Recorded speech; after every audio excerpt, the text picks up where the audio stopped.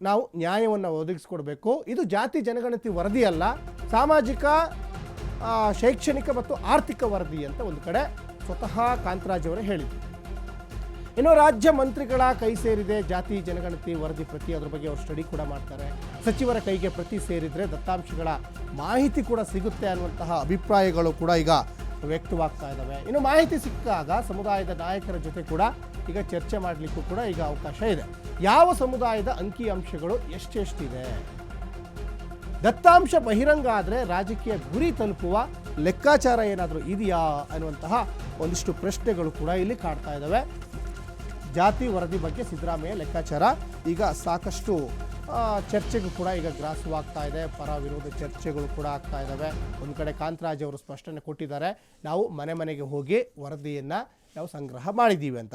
ಈ ಬಗ್ಗೆ ಹೆಚ್ಚಿನ ಡೀಟೇಲ್ಸನ್ನು ನಮ್ಮ ಪೊಲಿಟಿಕಲ್ ರಿಪೋರ್ಟರ್ ಹನುಮಂತು ದುರ್ಗದು ಕೊಡ್ತಾ ಹೋಗ್ತಾರೆ.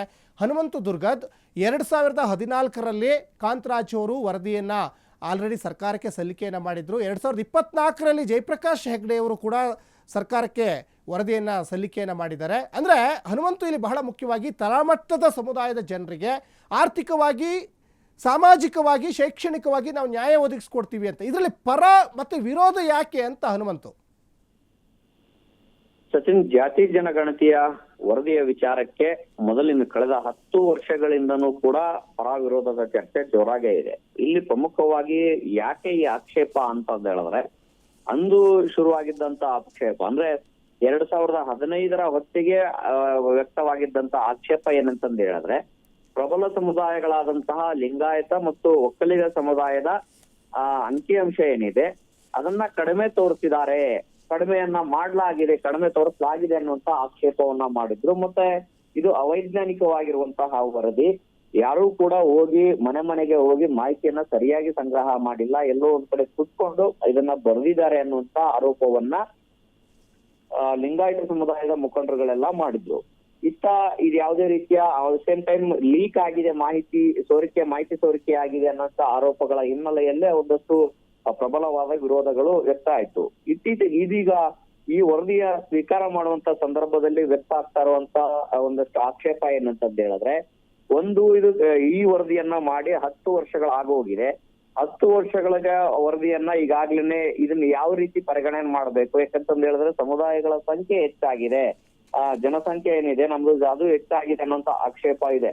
ಜೊತೆಗೆ ಇಲ್ಲಿ ರಾಜಕೀಯ ಪ್ರಾತಿನಿಧ್ಯ ಪ್ರಮುಖವಾಗಿ ಗಮನಿಸಬೇಕಾದ ವಿಚಾರ ಏನಂತಂದ್ ಹೇಳಿದ್ರೆ, ಈ ಒಂದು ಜಾತಿ ಜನಗಣತಿಯ ವರದಿಯ ಅಂಗೀಕಾರ ಆದ್ರೆ ಅದರಿಂದ ಆಗಬಹುದಾದಂತಹ ರಾಜಕೀಯ ವಿದ್ಯಮಾನಗಳು, ಒಂದು ಶೈಕ್ಷಣಿಕ, ಆರ್ಥಿಕ ಮತ್ತು ಈ ರೀತಿಯ ಅಭಿವೃದ್ಧಿಗಳನ್ನ ಜೊತೆಗೆ ರಾಜಕೀಯ ಪ್ರಾತಿನಿಧ್ಯದ್ದೇ ಬಹುದೊಡ್ಡ ಪಾತ್ರ ಇಲ್ಲಿ ನಿರ್ವಹಣೆ ಮಾಡ್ದಂಗ ಆಗತ್ತೆ. ಯಾಕೆಂತಂದ್ ಹೇಳಿದ್ರೆ, ಪ್ರಬಲ ಸಮುದಾಯಗಳು ಅನಿಸ್ಕೊಂಡಿರುವಂತಹ ಲಿಂಗಾಯತ ಸಮುದಾಯ ಮತ್ತು ಒಕ್ಕಲಿಗ ಸಮುದಾಯದ ರಾಜಕೀಯ ಪ್ರಾತಿನಿಧ್ಯ ಒಂದಷ್ಟು ಕಡಿಮೆ ಆಗಬಹುದು ಅನ್ನೋಂತ ಆತಂಕ ಇರುವಂತದ್ದು. ಸೇಮ್ ಟೈಮ್ ಈ ಕಡೆಗೆ ಈ ವರದಿ ಜಾರಿ ಆದ್ರೆ ನಮ್ಮ ರಾಜಕೀಯ ಪ್ರಾತಿನಿಧ್ಯ ಜಾಸ್ತಿ ಆಗ್ಬಹುದು ಅನ್ನೋಂಥದ್ದು ಅಹಿಂದ ಬೇಸ್ ನಲ್ಲಿ ಗುರುತಿಸಿಕೊಂಡಿರುವಂತಹ ನಾಯಕರದ ವಾದ.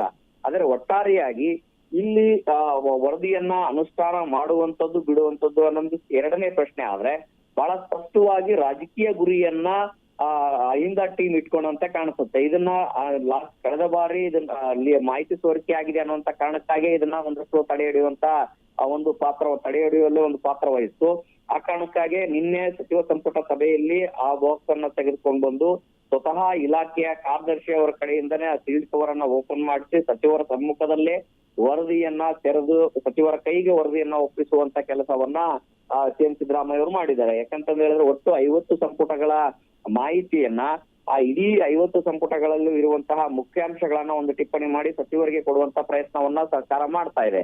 ಸಚಿವರ ಕೈಗೆ ಆ ದತ್ತಾಂಶಗಳೇನಾದ್ರು ಹೋದ್ರೆ ಸಹಜವಾಗಿ ತಮ್ಮ ಸಮುದಾಯಗಳ ಅಂಕಿಅಂಶ ಎಷ್ಟಿದೆ, ಅದನ್ನ ಏನ್ ಮಾಡ್ಬೇಕು, ಕಡಿಮೆ ಇದೆಯಾ, ಜಾಸ್ತಿ ಇದ್ರೆ ಏನ್ ಮಾಡ್ಬೇಕು, ಕಡಿಮೆ ಇದ್ರೆ ಯಾವ ರೀತಿ ಇದೆ ಅನ್ನುವಂಥದ್ದನ್ನೆಲ್ಲ ಒಂದಷ್ಟು ಚರ್ಚೆಗಳು, ಕೂಲಂಕುಷ ಚರ್ಚೆಗಳು ಸಮುದಾಯದ ಮುಖಂಡರುಗಳಲ್ಲಿ ಮಾಡ್ತಾರೆ.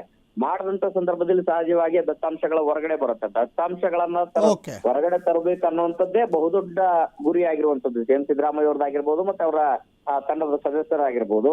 ಈ ವರದಿಯ ಅನುಷ್ಠಾನ ಅನ್ನುವಂಥದ್ದು ಸೆಕೆಂಡ್ರಿ. ಆದ್ರೆ ಅದರಲ್ಲಿರುವಂತಹ ವರದಿಯಲ್ಲಿರುವಂತಹ ಅಂಕಿಅಂಶಗಳೇನಿದಾವೆ ಅದು ಬಹಿರಂಗ ಪಡಿಸಬೇಕು ಅನ್ನುವಂತಹ ಗುರಿಯನ್ನ ಸಿಎಂ ಸಿದ್ದರಾಮಯ್ಯ ಅವರು ಇಟ್ಕೊಂಡಂತ ಕಾಣಿಸುತ್ತೆ. ಆ ಗುರಿಯನ್ನ ಒಂದು ಹಂತದ ಸಕ್ಸಸ್ ನಿನ್ನೆ ಕಂಡುಕೊಂಡ್ರ ಅನ್ನುವಂತ ಒಂದಷ್ಟು ವಿಶ್ಲೇಷಣೆಗಳು ಕೂಡ ಜೋರಾಗೆ ನಡೀತಾ ಇದೆ ಸತ್ಯ. ಧನ್ಯವಾದ ಹನುಮಂತು ತಮ್ಮೆಲ್ಲ ಡೀಟೇಲ್ಸ್ಗಾಗಿ. ಇನ್ನು ದಳ ಕೈ ನಾಯಕರ ನಡುವೆ ಸಾಕಷ್ಟು ಡಾಕ್ಯುಮೆಂಟ್ ದಂಗಲ್ ಕೂಡ ನಡೀತಾ ಇದೆ.